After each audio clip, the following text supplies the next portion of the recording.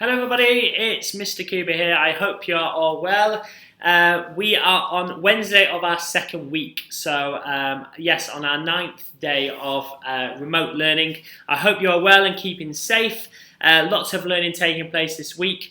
I just want to talk to you briefly about three different things. Obviously today has been Wellbeing Wednesday, and it's been great to see all the children out and about in their gardens and in their apartments doing things away from their iPads, such as physical exercise, mindfulness, charitable activities. We can still support the community even from the comfort of our own homes.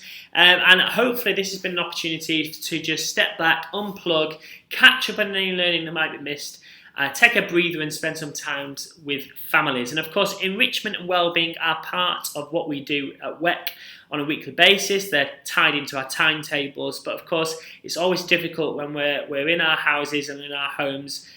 We can't go too many places to remember to take a moment just to step away from our iPads and our devices and our learning, and just relax and turn our attention to things that aren't so academic. And the second thing that I want to talk to you about, which ties in with this wellbeing, is the timetable releases. So our teams and both Mrs. Finn and I and the PLT have been working very hard this week to re-look at the timetables and how they are managed during this remote learning time. So there is a balance of core subjects and non-core subjects each day, because we're not tied to classroom availabilities, etc. And so we're at a point where we're ready to nearly release those. They're just being finalised and just double check that there's no clashes, etc. So those timetables will be shared by your class teachers either tomorrow or certainly before Sunday, ready to roll out next week.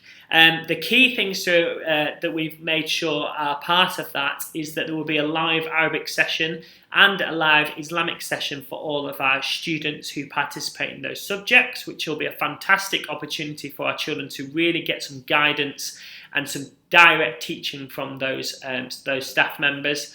And also we're looking to tie in an element of well-being into those timetables. Not a full day, but potentially looking at specific lessons that are dedicated to students' well-being, which will be again an opportunity to set activities away from the iPads and devices that they can go and access independently.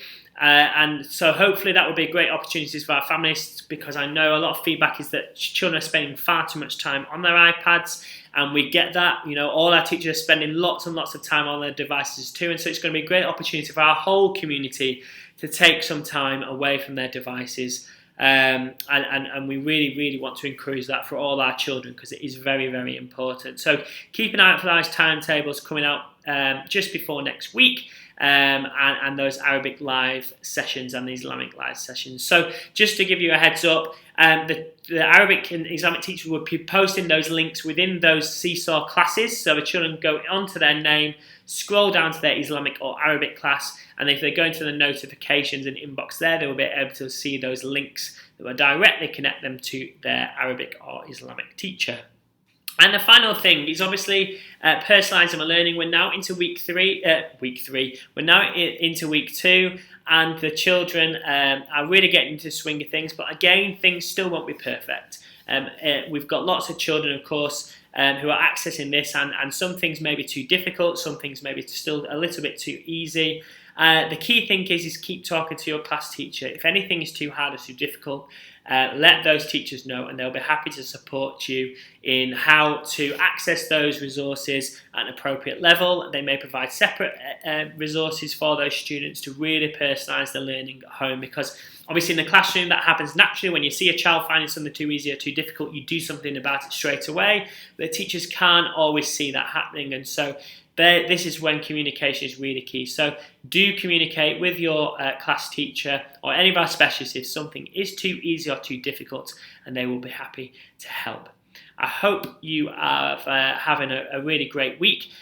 Me and Mrs. Finn will be speaking to you tomorrow just to give you any further updates on timetables, etc.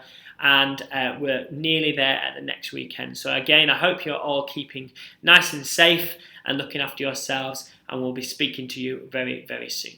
Have a really good evening.